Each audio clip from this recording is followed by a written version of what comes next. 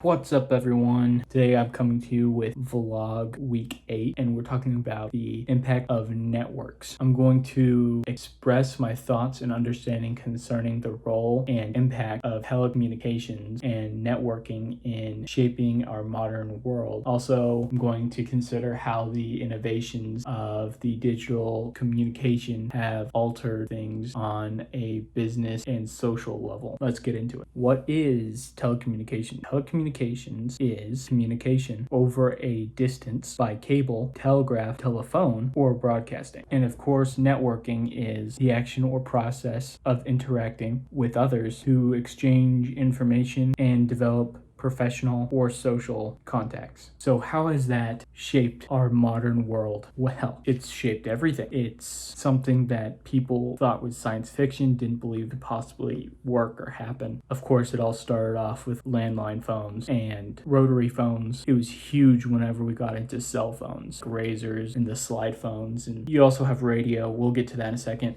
But with phones, being able to talk to people, hear someone from way across the world. I guess in the beginning, you had to call an operator, and they had to, if you had a board here, they had to say, oh, you want to talk to Suzanne? Okay. And then they would get your cord, and then they would plug it in to Suzanne's line, and then it would call Suzanne. So that's how they used to get people to connect call. It took forever. And of course, if you were busy on your line, then you wouldn't even get the other person's call. It was huge whenever voicemail started becoming a thing, and you had to leave messages on someone's voicemail box. They had a separate machine for voicemails, and they had to check them, and it kind of played out loud. That was huge. Shaping from there, as well as radio. TV wasn't a thing. They just sat and looked at their radio to have entertainment for all their shows and all of their music, and everything that happened that we see on TVs or our phones now all happened through a radio. That was huge, being able to broadcast radio signals. As that shaped everything, we moved on, and from cell phones, we got from the slides. Apple came out with their iPhone. That was huge. No one really knew what to do. Their commercial talked about how to slide, and they started adding more and more things into it. It was an iPod and then an iPhone. It was crazy because when I was a kid, when I got onto a computer, the teachers in schools had to load programs, load websites before the class even got there, or else they wouldn't be loaded in time for us to use them whenever we got to class. Now, you turn on your computer, log in, and then pull up the website, and it's easy. For phones, you really don't even have to type in a password anymore unless you're wearing a mask, because your phone won't be able to recognize your face. That's how far it's come. You know, because you're living in modern times, obviously. Everyone has technology. Everyone had a supercomputer in their pocket at all times that can call. You can play games on it. You can FaceTime. You can talk to someone face to face anywhere. It's awesome. Now, it is a little harder to FaceTime people in a different country, but you can if you pay for internet. When I was in a different country, I could not talk to anyone. The Wi-Fi was awful over there, but it's probably better now. I think they fixed it. Point is, everyone has a supercomputer in their pocket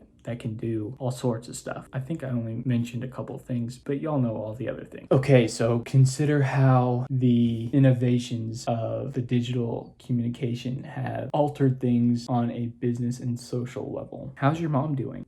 Oh, you don't have to drive or ride your horse or walk from wherever you are to your mom's house to see how your mom's doing. No, you just reach in your phone and you can see where they are by looking on apps like Find My, which allows you to see where all of your friends and the people you love are. Of course, you have to accept the request, but it's helpful. Also, you can text them, you can call them, you can send them a message through Instagram, Facebook, Snapchat. You can do all sorts of things. On a business level, we're able to communicate from manager to employee to see how a demonstration went, or to see how the sale went, or to see if they're doing the job they need to from where they are to the next room. If the manager has to go on a business trip, they can still communicate to their employees what's needing to be done at the workspace, at the office, so things can continue to run normally. You don't have to have someone who's second in command who knows everything. You can just have someone who knows how things are supposed to flow generally, and if you need help, you can talk to your manager, which is really nice, or your superior, whoever that is. It's helped with setting up appointments. It's helped with getting people in the door to businesses. It's helped with everything. Everyone's connected all the time. The only dangerous part is how to make it stop. And that is a mystery. You'd have to completely turn off your phone, which now everyone thinks is dangerous, because what if something happens to your mom? How would you know? Well, they did it before. It's just safer to leave the phone on. I don't know. It's a whole new beast, and it's kind of unstoppable, but it's not always a bad thing. I think that wraps it up for today. Thank you so much, and I'll see you next time. Peace.